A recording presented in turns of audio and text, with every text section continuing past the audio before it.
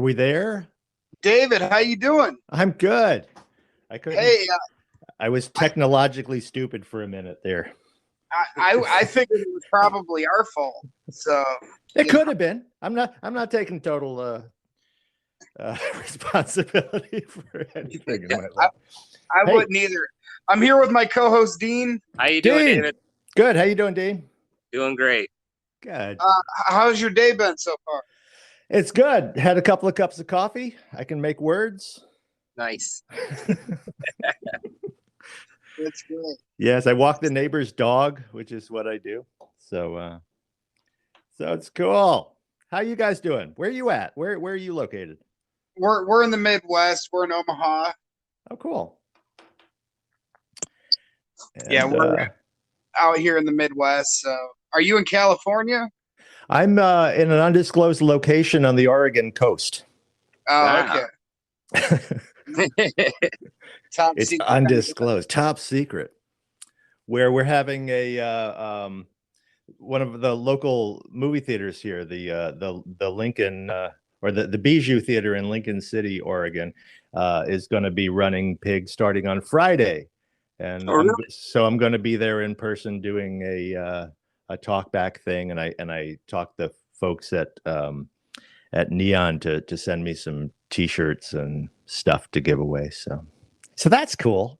Very cool. Have you gotten much feedback on the movie yet? Yeah, the feedback's been amazing, which is like really kind of overwhelming. It's been a lot of fun. I know it's got like a 98% on the tomato thing. Wow. And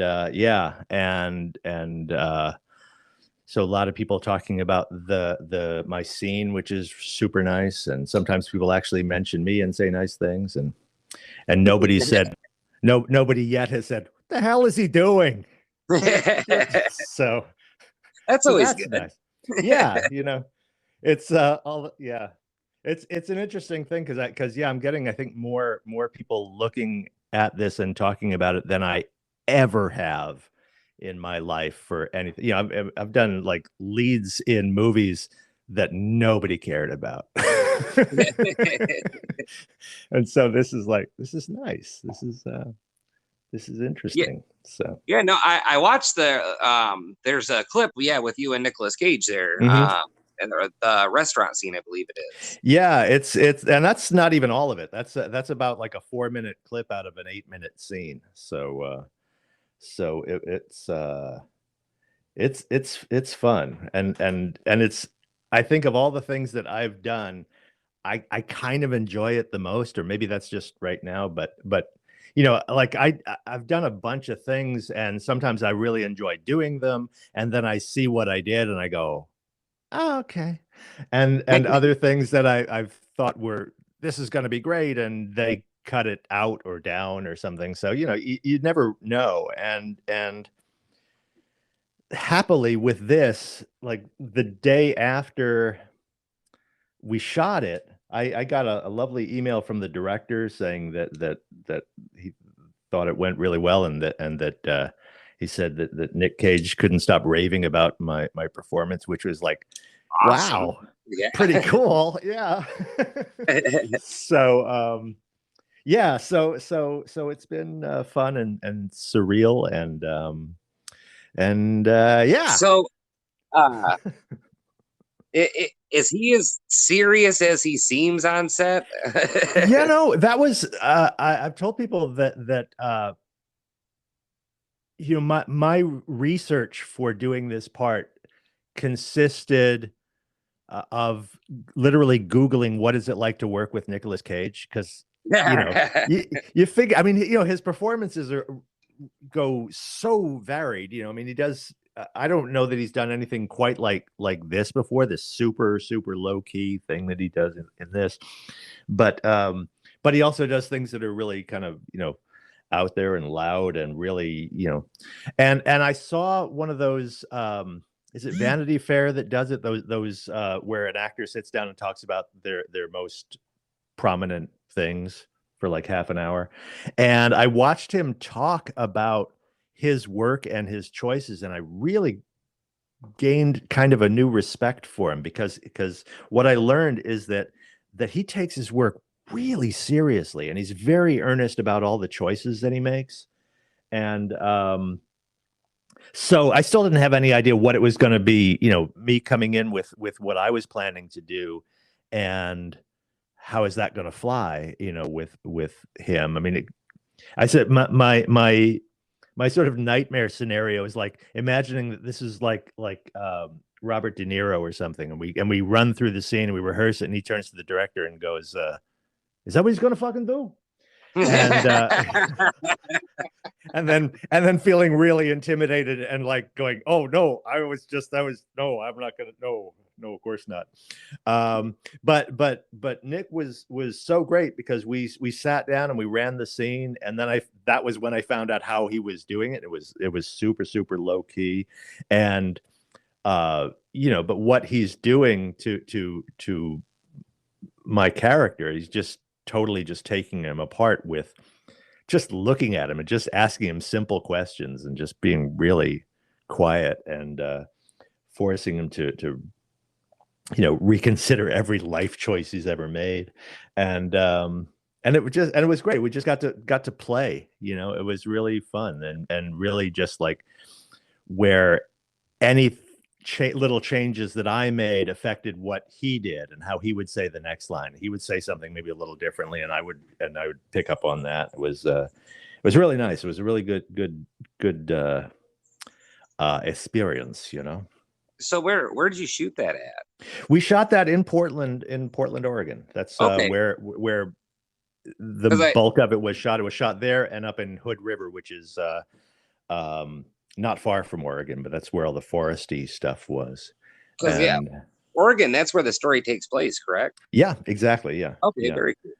And it doesn't happen a lot of times that it actually gets shot in the place where.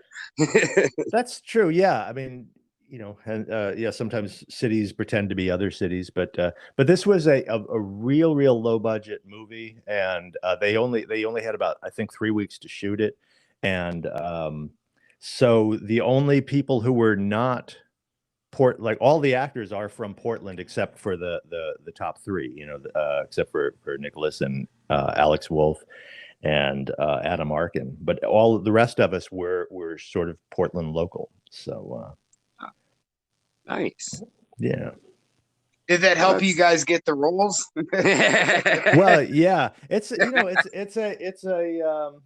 yeah, I mean, it's kind of a smaller pool of talent than it would have been if they'd cast it out of Los Angeles, because there's 8 million actors in LA, and I think that if it were cast out of LA, I don't know that I would have had this opportunity, but the fact that they were casting pretty much all the parts, and this one in particular, because it's a really, really good part. I mean, it's a 10-minute showcase scene with the star of the movie, and that could have been a cameo by anybody maybe, but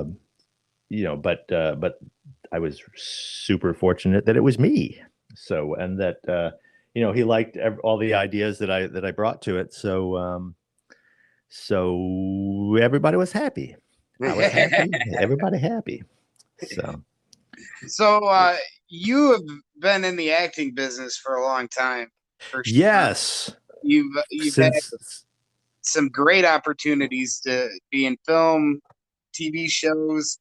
What was your first piece of work, actually? My first, I started out, my dad was an actor, and he did a lot of theater and stage. And so I grew up in New York and started doing some theater when I was in high school. And I was really lucky to be cast in a Broadway show when I was 16 or 17. So I was in a musical called Runaways, and I was sort of in it. I was hired as an understudy, so which meant that if anything happened to the guy who was playing the role that I was understudying, then I could come on at the last minute and sit in for him. And that happened in the first week I was there. The guy threw his vocal cords out, and that guy, as I remember, was Paul McCrane, who is an actor who was in RoboCop, I think he was one of the bad guys in that. He was on, I think, ER or one of those things. But yeah, so Paul was the one who threw his throat out, and so I went on. I did one performance, and then they came back and said we're closing the show in 2 weeks. So Paul came back and finished out the run. So one night on Broadway, and then when I moved out to Los Angeles from New York, which was like right after high school, I got cast in the lead in a thing they were doing for great performances, a Mark Twain story, a Mark Twain book called Life on the Mississippi, and I got to play Mark Twain. Also because the guy who was cast, who was, I think it was Dennis Christopher, who was he's still around, but he was in a movie called Breaking Away a bunch of years ago, and he broke his arm. And I had nothing to do with these things, by the way, just so we're clear. I was going to ask. That was not me. There's a pattern emerging here. You know? Yeah. Interesting, isn't it? I don't know how these things happen, but okay.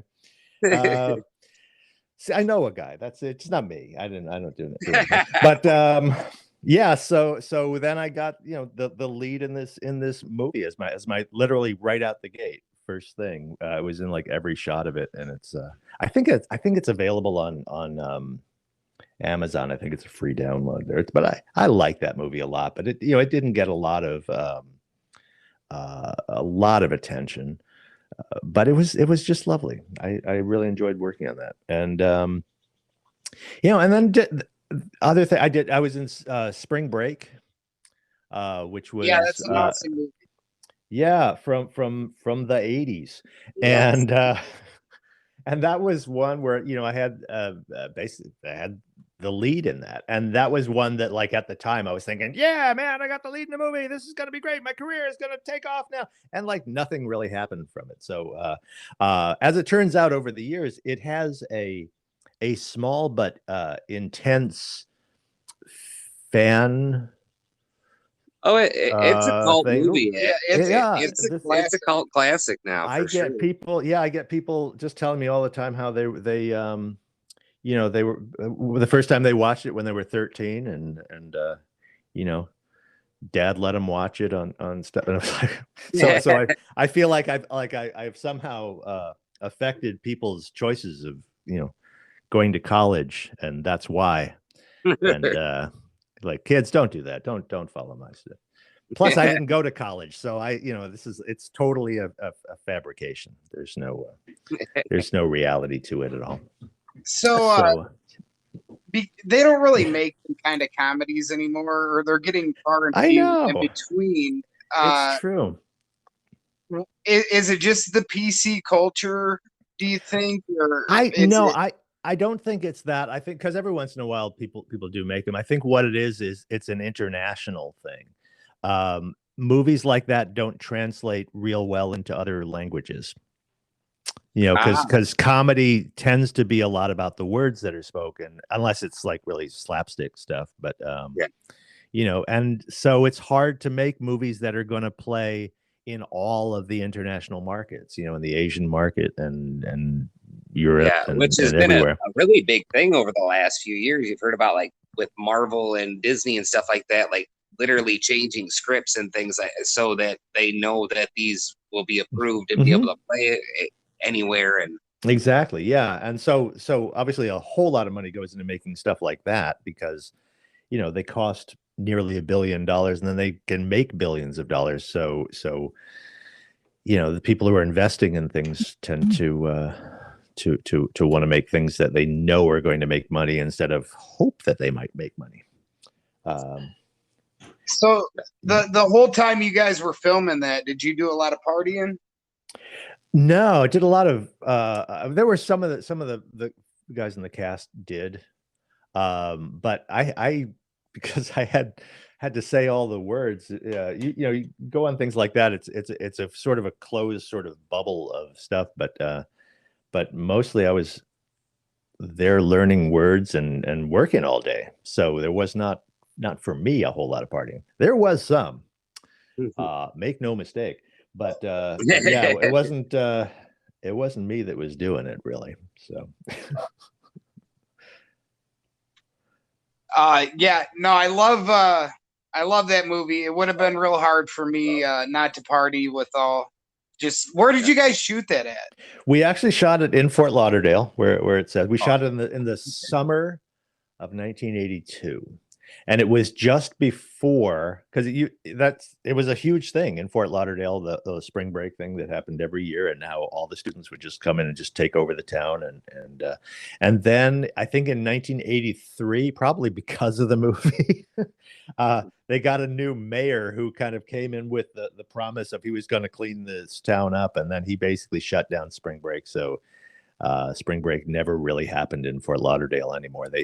That being said, I think it picked up in St. Petersburg and other places in Florida. People, it just shifted elsewhere. But yeah, I'd have had a hard time not going wild between some pretty ladies that were in that movie. Yep. There were some pretty ladies. There were some easy on the eyes folks there. Not the least of which was, we had our main people there. We had Jane Modine, who played Susie in that, who was on the cover of 17 magazine like half a dozen times before that. And we had Corinne Alphen, who was the playmate. No, what's it? Penthouse. Whatever those gals are called when they're the big winner of the year. There you go. So, and she was there, and a bunch of other gals who then went on to also become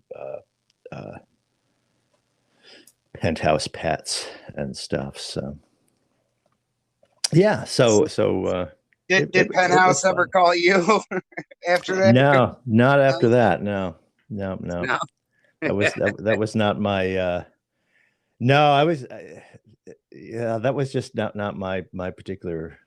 It mostly embarrassed me. I was very staying in character in the thing. It's just like I just had no idea what to do. Like in hindsight, it was like, maybe I'd play that differently now, but at the time. So after that movie came out, did that really take off big in theaters? I wasn't born yet. So. It did. It was actually, for a long time, it was like the third or fourth biggest grossing comedy of its time. I mean, it was like after Animal House and a couple of other things. It did really well. I mean, it did very well for especially for the amount that it cost. And so yeah, the people who had money in it did well. And and then and I did other stuff after that, but a couple of TV series and a lot of guest things on other TV series. I did you had some great roles after that. Your role in Splash there. Splash, yeah, that was right. That would be the year after that, right? And Splash I did because I had, I think in 1981 or something, I did a movie where I was acting with Ron Howard. In a TV movie, and then when he was directing Splash, which was like his first or second movie, I think, he called me in to play the moron twin named Claude, and so that was a lot of fun. That was not a lot of work. Just a few days. We shot some stuff on the boat and some stuff on a beach, and that was kind of it. But and the stuff we were shooting, where was it? The stuff that was on the beach, we shot in San Diego, and it wasn't all that long a day. It was just like that one scene, and we were kind of finished by 2 PM. So, so I remember we had a poker game going that night with Eugene Levy and Jeff Doucette, who was also in the scene, and some of the folks. That was fun, playing poker till the wee hours because we didn't have to work the next day. And were you guys throwing down real money? Yeah, like real. I think somebody got like several rows of quarters, so it was big. That is exactly how I play. So yeah. My favorite thing about that was watching Eugene Levy, who was obviously in Splash, and he's also on Schitt's Creek, and he was on SCTV. Yeah, but watching him lose badly was just hysterical. He would just get so mad at himself, and he's got this kind of personality that the madder he gets, the funnier it is for everybody else in the room. I can't wrap my mind around like seeing him actually angry, like just like, oh my God, I can't believe this. Oh, come on. So did you get to hang out with John Candy much?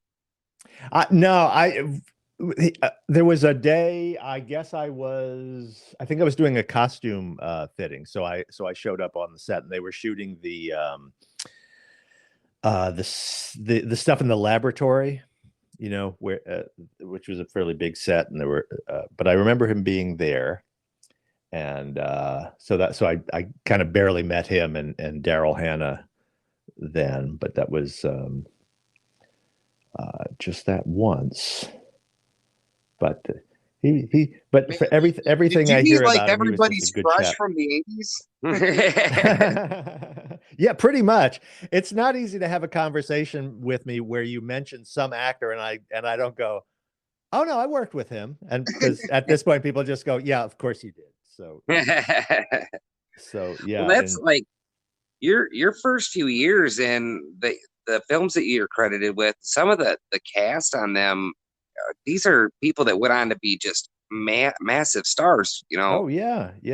Some of them were at the time, some further became like I did a zombie movie in the late 80s, and it was called, when we were shooting it was called Chrome Hearts, and they changed the name of it because Troma bought it. They do their own horror movies generally, but they picked this up for distribution, and in that movie it was called Chopper Chicks in Zombie Town. That's what it ended up being. And the whole cast was either people who this was their first movie ever and they were super excited to be in a movie, or a bunch of other folks who had been in the movie in the business for a little too long and were kind of going, "The hell happened to my career?" And I was in that latter category at that point. And also there was a guy who had been struggling for a long time, and doing this movie, and he was in kind of the same position. We were just going, what the fuck happened, man? We were and then I was, during that, I had a lot of days off, and I just kept driving back to LA and just pretending I hadn't left the set, and just said, just leave a message for me at the hotel and I'll come back, so that I could keep collecting my my $50 a day per diem. Because if I actually left, then they were saying, well, why are we going to pay you for lunch if you're not here? So I pretended I was there. That's where I was. And the other guy was he just stayed in his hotel room and made faces at himself in the mirror, which then became the basis of a character that he then did in a short film, and then made the short film into a feature film, and the film was Sling Blade, and the guy was Billy Bob Thornton. And really? He went on to win an Oscar because he didn't try and drive away. He was actually spent his time doing something, making faces at himself in the mirror. And there you go. Went on to marry Angelina Jolie. And whether he acted in anything after that, as long as he could say he did that, that's a credit in itself. I gotta. Yeah. Chopper Chicks. You put that on your IMDb pages. Yep. Well, that's the thing about IMDb pages, is you don't get to say what goes on there. There'd be stuff that I would probably hide. That might have been one, but nope, it's just out there in public. It's just there's no hiding it. I found out a few things, actually, just because this last few weeks, because of all this stuff, I've been updating my my web page and doing all that kind of stuff that needs to be done. And I found there were things on there that I kind of went, really? Did I do that? Oh, for instance, actually, here's a good story also about Chopper Chicks in Zombie Town. there was one day we were hanging out at a pizza place. It was I think it was a Round Table or something, and and the staff there was talking to us about, you guys are in that movie, right? Okay. Any of you done anything? And like the conversation turned to me, and they're, oh yeah, no, I remember you were in Ferris Bueller's Day Off. And I said, no, I was not in Ferris Bueller's Day Off. And yeah, you were. And so they were arguing me about my credits, saying, no, you were in Ferris Bueller's Day Off. And like hey, Johnny, come over here. This guy, Ferris Bueller's Day Off, right? And I said, yeah. So all of them were convinced that I was in Ferris Bueller's Day Off, which, just to be clear, I was not. I think they were confusing me with what's his name? Alan Ruck, I think. But still, it was not me, right? But the weird thing to that is I don't know, 10, 15 years later, I went to my mailbox, and every once in a while I get checks from the Screen Actors Guild just for when they play movies that I was in on TV and stuff. And I had a check for Ferris Bueller. And I looked at it and I went, was I in it? That one's a mystery. Periodically, I get little tiny checks for Ferris Bueller, and I still cannot explain it because I am still fairly Hey. Okay, are you 100% sure you weren't in the movie though? No, you know what I kind of thought at some point was they did a TV series of it, which I was also not in, but I thought maybe, I don't know. There have been a couple of cases where they will show, like, you might be watching a TV show, and on the show some kids are watching TV, and on the TV is maybe they're watching Spring Break, so I'll get a check for that. So and I thought maybe that was what was going on there. Maybe the kids in the TV version of Ferris Bueller were watching Spring Break, but I tracked down, like, yeah, it's just no. So I have no idea. I've just there's just an alternate universe wherein I played I was in Ferris Bueller. So go figure. Well, good for you, man. It was a hit. Yeah, I mean, thanks. Thanks. I'd take it. Some of my best work, Nobody can complain about it. That's for sure. No, I'm not complaining about it. Sure, yeah. I know, because a lot of actors will get that, just be walking down the street and somebody go, oh, hey, from The Thing, and you go, yeah, sure, thank you. And yeah, the some time ago, about 20 years ago, I was at a no, I was just in Santa Monica, I remember, and there was with my girlfriend, and these guys said, whoa, hey, wait, they're giving me just what I know is going to be that conversation about what I know you're from. And, there's a whole, all actors have their own versions of these stories. Like one of my favorites that I heard from somebody said, yeah, you're on TV, aren't you? And they said, yeah. He said, what channel? That was one. I love that kind of thing. What channel are you on? But so anyway, so these two guys are like looking at me going, no, trying to figure out where it is they know me from, like whether they actually know me or I was in something, because sometimes that's a blurry line as well. And the guy finally said, oh, I know, you're from the 80s. So my now ex-girlfriend thought that was very funny. But well, that's great that you get credited to a whole period of time. That's awesome. An entire I know. I have. Yes, I am representative of an era. So you should get a shirt, right? That says "I am the '80s." I am the '80s. The '80s. But the interesting thing is, it's like I am somehow a part of other people's '80s. Right, like people who went through the '80s and go, "Oh, you were a big part of that," and I go, "I was barely there," but okay, cool. So yeah, I mean, I don't think it's fair for you to say you were barely there, because you were in some massive. You were all hits. Over. Well, I was in my version of it. I was in whatever it was that I was in. But yeah, but you're right, and yes, I don't mean to take that away. But yeah, but it's, I find it so interesting that like things that people notice the most are things that like, well, like probably this movie that I just did with Nick Cage is probably going to be the thing that I'm most remembered for, which is very cool because I like it. So there's we're at least congruent there, you know. I don't have people like, I have people. There was a guy who I was working with one time, and he said Total Recall is one of my favorite movies ever. And I sat him down and I said, okay, why? Because I don't get it. I mean, and he explained to me, and it was like, once he was talking about it, it's like, oh yeah, no, I get it. I mean, you know, there are some movies that you like that are just like, you kind of think of them as your own personal movie because you think like you're the only one who gets it. And I know I've got a lot of those, so it's like, yeah, okay, I totally get that. So I certainly don't want to take that away from somebody who saw something and goes, no, I like that. I go, okay, good. I am actually at this point glad to be a part of it. So yeah. So are you a fan of the movie Total Recall?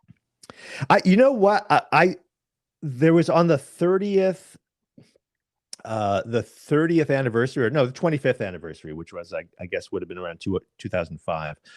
It was showing in theaters because it was the anniversary, and my girlfriend said, hey, let's go see it. And so we went and saw it, and my scene is about 20 minutes into it, and when it was over, I started to realize that I'd never seen this movie. I'd seen the beginning of it. I saw up to my stuff, but I didn't. But that was because when I made it, you know, whenever that was, 89, 90, my wife at the time was very squeamish about violent things in movies. So we had a system where she would just close her eyes and I would hold her hand. And after the violent scene was over, I would just squeeze her hand and she'd know she could continue watching. And so my scene happened. And then the scene right after my scene was the scene where Schwarzenegger suddenly snaps and kills like 5 people who are trying to kill him. And it was the first time I think they'd ever done really intense sound effects for a fight scene like that. So not only were people getting punched and stuff, but they were doing the full-on, you know, celery cracks and snapping and squishing sounds when somebody would get hit. And so even though her eyes were closed, it was pretty traumatizing for her. So after the scene, she said, are you in any more of this movie? And I said, no, I'm not. I said, would you like to go? And she said, if that's okay, yeah. And I just figured I would go back and see it. It didn't know it was going to be 25 years later that I did. So but yeah, it's a fun movie. It's a goof. And yeah, so but I certainly had fun doing it. Yeah, I was gonna actually ask you when we were talking about Splash if you and Tom Hanks were friends, because you did Splash and then right after that I did that. It was like 6 years later. It was so no, we're not actually friends, but here's the thing. I've come across him every couple of years. Like the very first time I met him was I was doing a TV pilot at Paramount, and they were shooting Bosom Buddies. Is that the name? Yeah, Bosom Buddies, which is the TV series he did. That was in like the same it was like on the stage next door. So there were times when we were each hanging out on each other's sets, and he remembered me from that, which surprised me. But so yeah, so we did that, and I did Splash because I said because Ron Howard was directing, and that was a good 2-3 years after that. And then we did Turner and Hooch, which was about a half a dozen years after that even. And I showed up, and I was didn't know if he was going to necessarily remember me. I mean, we were, you know, a couple of days 6 years earlier, and he was great. He totally remembered me, and he introduced me to people, telling them where we first met, which I would have thought was Splash, but he remembered me from hanging out on Bosom Buddies. So that was really cool, you know. Back up. Yeah. Oh, sorry. Go ahead.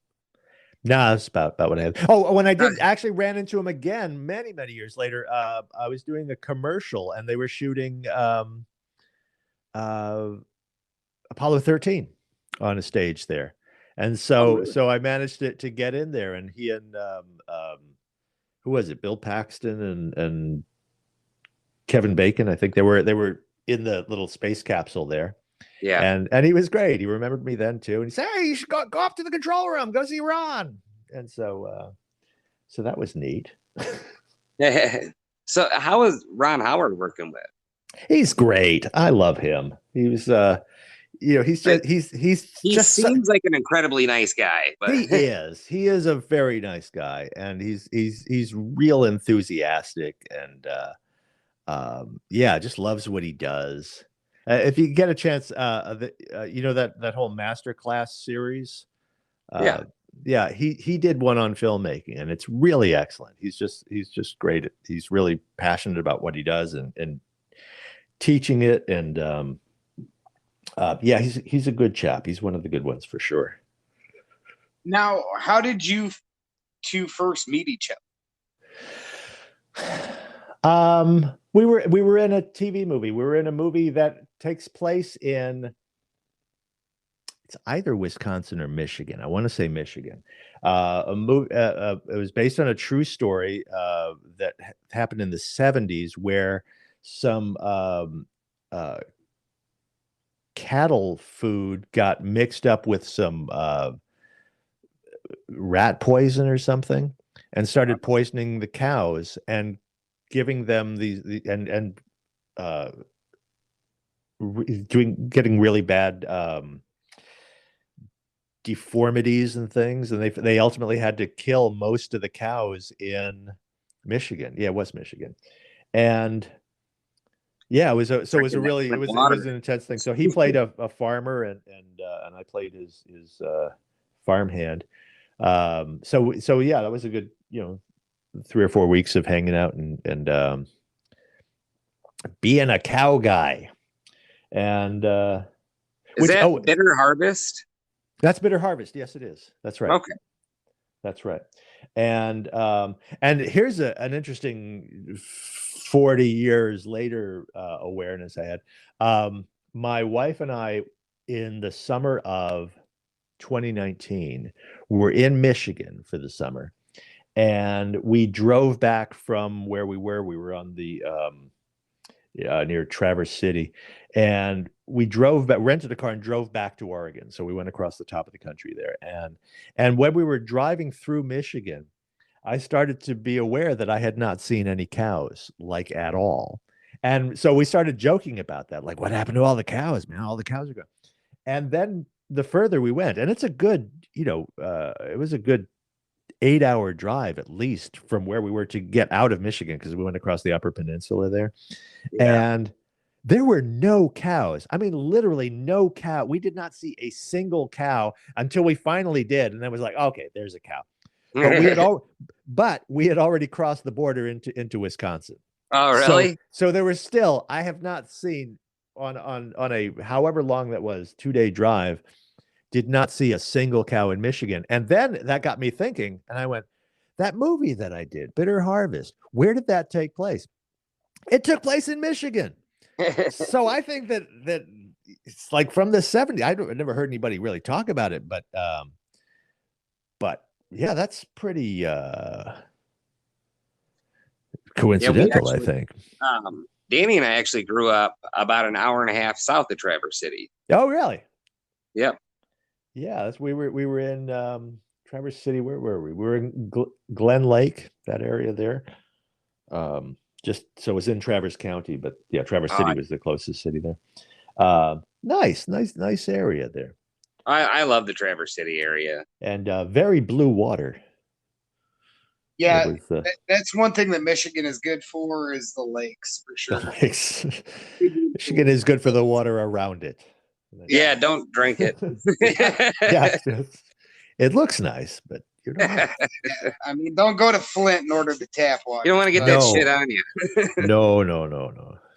Yeah, just but before you take a shower, just cover yourself with Vaseline. I understand that's the trick there. So, yeah, what's the movie that you did with Bill Cosby? Oh God, yeah, that was Oh, that's the Devil and Max Devlin. That's what that was. Right. It was a Disney movie that was when did we shoot that? 1980, maybe? Yeah, I guess that sounds about right. And with Elliot Gould and Bill Cosby. And it was, yeah, it was sort of where Elliot played a guy who was like a bad landlord or something, and he dies, and the devil gives him a chance to redeem his soul if he I don't know, does something.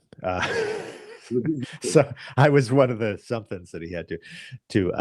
Oh, that's right. The kid I played was into motocross. And they had done all this market research and stuff and found that motocross is going to be huge, going to be big. We should make a movie and it'll have motocross in it. And kids will come and see this movie because of motocross. And they did not. They did not come to see the movie because of motocross. So yeah, so I had a pretty decent sized part in that. But the movie was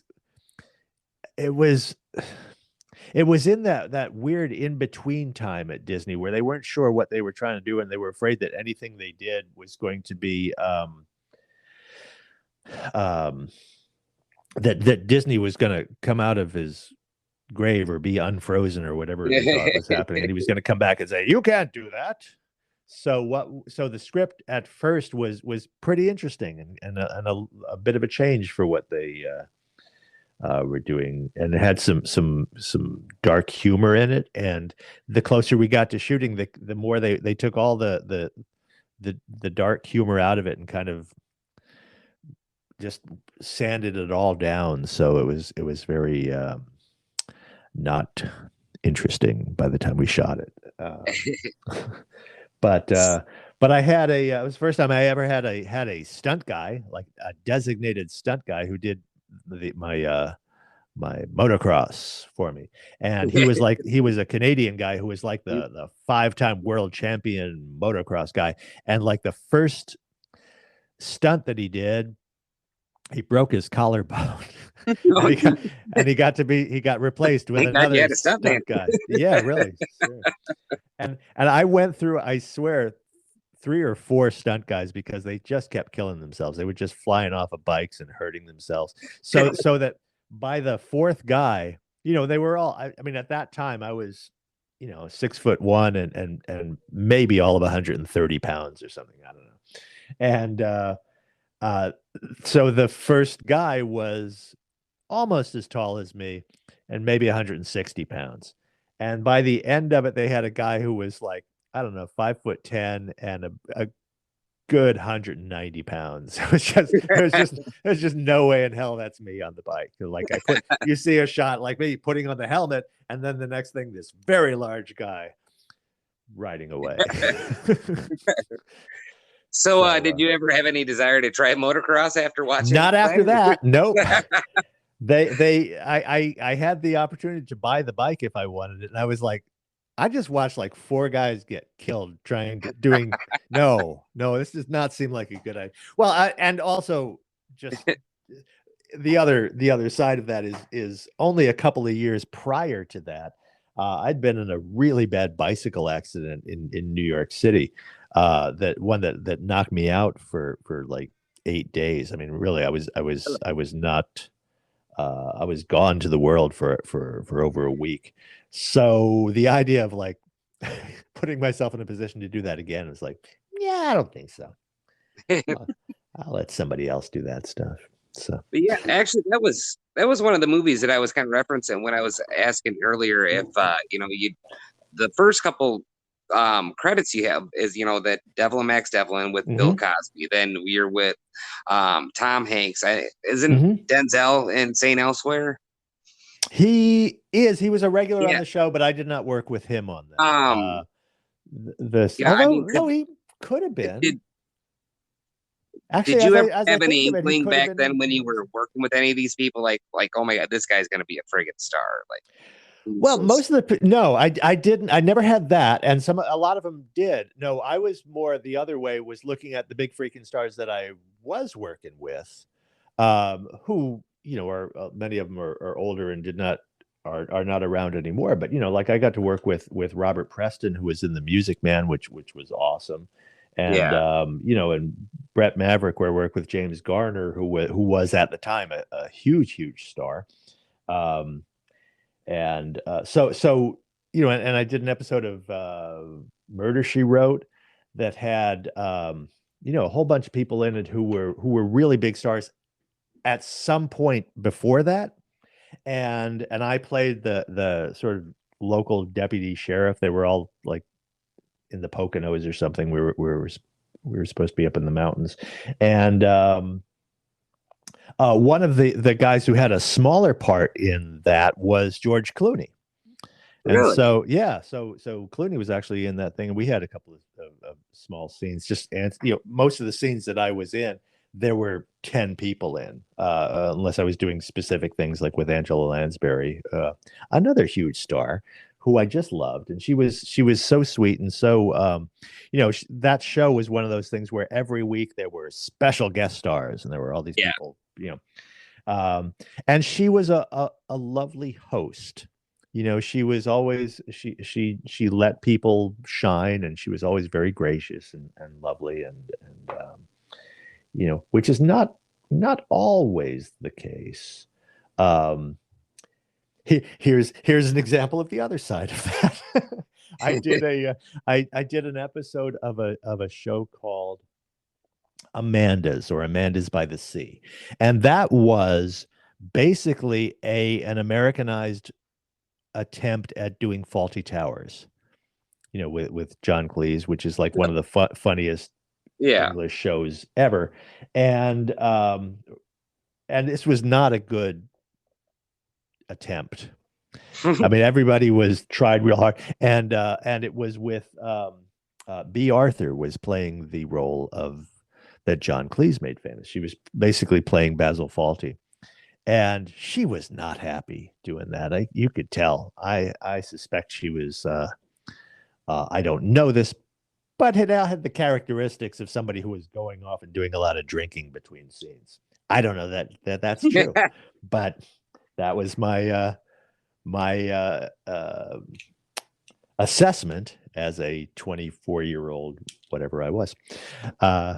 So there's a whole range of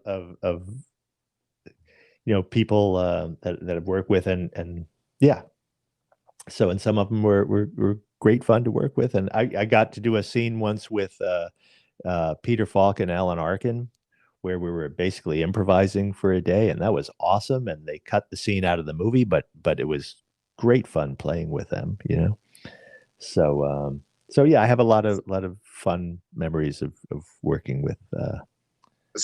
With people. To the other side of that, and you don't have to name drop it all if you don't want to. But have you ever had anybody that was just a flat out dick to you that you did not enjoy working with? And if you want to name drop, I mean, you can name drop. Not too much that we're actively again. Yeah, I wasn't too crazy about Buddy Hackett as I think of it, but that's. Mostly it was just I'm pretty good at just seeing that people are just not being happy, and you just kind of cut on some slack. It's not an easy business. What was your thing with Hackett that got under your skin? Oh, he was in that same episode of Murder, She Wrote with Clooney, and I don't know, he was just very self-centered. I mean, that's mostly it there. I think the specific thing was at one point we were it was lunchtime, and a few of us were heading over to the commissary over at Universal to have lunch, and we started to get into the booth, and he says to me, I'm sorry, I just thought it was going to be the three of us. I was like, oh, okay, then I guess I'll walk away. It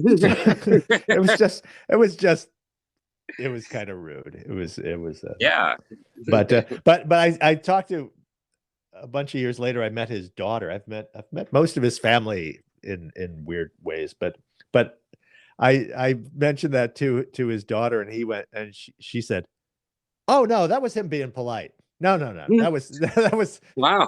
That's his, no, the very fact that he didn't, that he apologized. No, that was him being nice." Oh, okay, well then. Glad you didn't catch him on a bad day. Yeah, there you go. So, but yeah. Also, you did 2 episodes of Elf. I did. It was a back-to-back thing. It was a 2-parter. So yeah, we just shot for a couple of weeks on Alf. Yeah. and I remember the first day we had a table read for that, and which is basically, on the first day you show up and everybody just reads from the script. They read it out loud, and the writers get to hear if anything needs rewrites, which is almost always on sitcoms. Yeah. But they'll listen to it, and they're hearing what works and what doesn't. So it's kind of your job as an actor to. They say, we're just reading through this. This doesn't have to be a performance or anything, but you kind of do, because they need to hear. If they had written a joke for me in there, and I thought, oh, this is a great joke, and I don't make the joke work in that moment, I will not see that joke the next day. It'll be gone. Yeah. So that's just a thing that happens with rewrites there. Anyway, so there was somebody reading the part of Alf, and it was kind of weird because it was just this guy who was reading Alf, and it was about halfway through that I realized, oh no, dude, that's the guy who plays Alf. It's just he doesn't have a puppet on, and it just looked all wrong. It's like, he's a puppet, Dave. Oh, is he? Yeah. Oh, cool. All right. No, I get you. For some reason, that did not occur to me in this particular thing. And similarly, because that was a very popular show at the time, and I had some folks who said, "Hey, could you get me like an autographed picture for my kid or something?" I said, "Yeah, sure." And so I went up to the production office and asked if I could have a picture, and the secretary pulls out a photo and signs it Alf and hands it to me. And it was like, "Hey, what the?" Like, what did I expect the puppet to just sign, or did it have to be? I'm not sure. Like, at least the guy, right? Yeah, right. But I guess they figured, really, what's the difference? And they were right. And still, it was like, I saw Santa Claus, or seeing Dad dressed up as Santa Claus, and you just ruined the whole thing. Thanks, Dad. So was that work? Had you ever worked with puppets on set or anything like that before?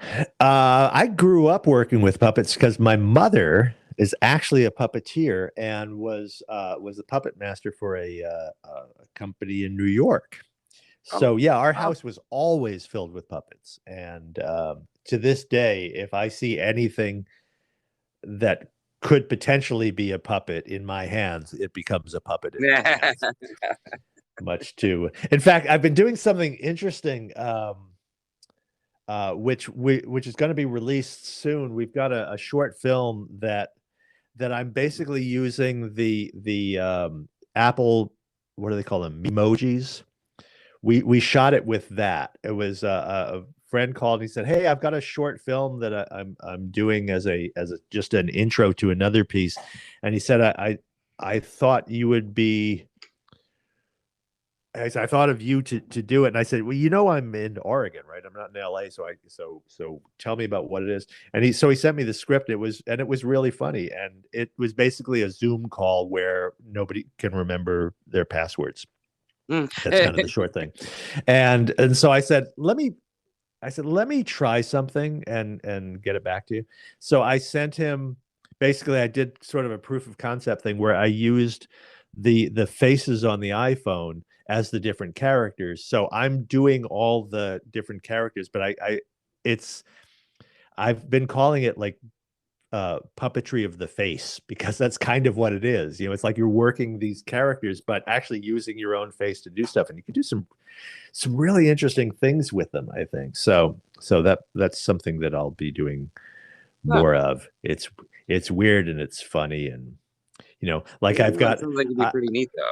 I have in my phone, I have a couple of different like I have a version of Nicolas Cage from Pig, and I have a version of my character from so periodically I will just send things to people and just go, like I said to my wife Julie, I sent her the emoji of Nick Cage going, Julie, where's my pig? So so yes, where's my pig? What? So yeah, so I've done puppet things, and I hope to do more because they're fun. It's a whole interesting way of playing and expressing and stuff. So your parents had to be pretty supportive of you getting into the acting business, right? Yeah. I mean, I've got They had a background. Yeah, I'm fourth generation actors. My family goes way back, to the point where even this is a side story. When after I did Pig, I like the next day I flew back to be with my dad who was dying and had cancer, and he ultimately did pass a month after that. But I got to hang with him in the hospital for about a week, and while he was kind of going in and out, we were just sharing acting stories, which was awesome. I told him all about the working with Nick Cage experience, which was great, and he would tell me just things that he would suddenly remember about. He was on Broadway a couple of times. He had understudied James Dean in a show on Broadway. Wow. Yeah, and which is impressive. And I knew about that one, but at one point he kind of woke up and he said, did I ever tell you about my grandfather's vaudeville act? So yeah, my grandfather was in burlesque vaudeville in the at the turn of the last century. Really? And he said his act. He said he would come on stage with a baby carriage, and there would be a baby crying, and he would punch the baby, and it would stop crying. That was his act. That was his whole act. That's funny. I said you couldn't get away with that today. He paused. He said, no, but back then it killed. That is funny. So yeah. Yeah, I mean that really does make whatever comedy you've done not look so risky. Right? Really, right? You Yeah. can do that. I may steal that. I may use that as my next. Take that around and see if that flies. Maybe as a TikTok thing or something. I don't know. If you don't, let us know if we can. Yes, sure, yeah. Baby punching. Is it still funny? Yeah. I'll punch a real baby for 1 million views, right? But then you got to put sounds on it. You got to so they make squeaky sounds. You don't want the actual crying. It's not as funny. Yeah. Ooga! You like that. There we go. But that's great. So where can people go to see Pig then? Pig. It's in theaters even as we speak. We're now at the beginning of August. So if you're still listening to this, it's the beginning of August. It's probably still in theaters for at least another couple of weeks, hopefully longer, because I think it's been kind of picking up an audience. That being said, it is also, I believe, starting tomorrow, which is Tuesday, August 3rd of 2021, going to be streaming in various places. Like I think you'll be able to buy it on Apple TV and other places. So the preference at our end, go see it in a theater if you can. It's a good experience to have with other people like we used to. Right. or actually if I don't know if it's going to be one of those premium download things now, but it's worth it. It's a good movie.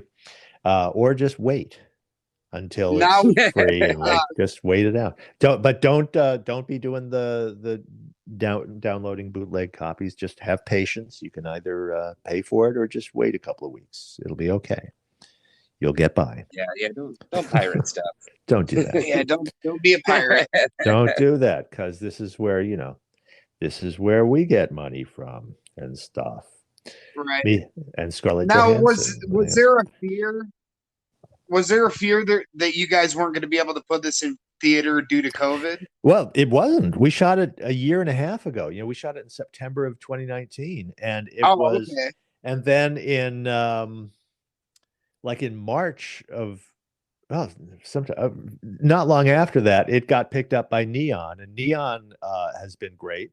But they were the ones who released Parasite last year, and that was huge. You know, that won all the Oscars and everything. Yeah. So you guys actually, what's that? I was at my sidebar thing. My brother and I have try and have the most ridiculous ringtones for each other, and his was for a while. There's the ringtone from Austin Powers, you know, which is also the same ringtone as a couple of 60s movies with James Coburn. And I made another version, which was just me making that sound with my mouth. And that's now the sound that happens every time my brother calls, and it's ridiculous and it's fun. So, yeah, anyway. I had to stop using humorous ringtones when I had an incident at my kid's school with one. So that's what they're for. You know, that's right. I mean, he and I have them, and then the trick is, you know, if he's going to the bathroom, wait a few minutes and then call him because it's funny. Yeah. No, I had for my voicemail and that an email. I had it was from the movie Euro Trip, and it's just a quick little line. It says, "Mail, motherfucker." And I was at my kid's school for the talent show, and it was just after like one kid got done, and it was dead fucking quiet, and it goes off, and my whole family sitting next to me just looks at me and like, Dean, what'd you do? Like nobody even tried to help me hide it. Yeah, right. Don't look at me. Don't look at me right now. Look away. Look around. I know. I'm trying to look around like, oh my God, who was that? And they're all looking at you. Way to go. Yeah. Nice family. Anyway, looking at the time, I actually have to take off. I got another thing here, but it's been great hanging with you guys, man. Awesome. Real quick before we let you go, where can people follow what you got going on? The usual places. I'm on Instagram. I'm on Twitter. My website is davidknell.com. That's and stuff like that. Wherever you stalk people on the internet, I'm there. I'm not easy to hide. Awesome. Well, thanks, David. We appreciate your time, buddy. Thanks for doing this. All right. Take care. Take care, man. Have a great one. Bye.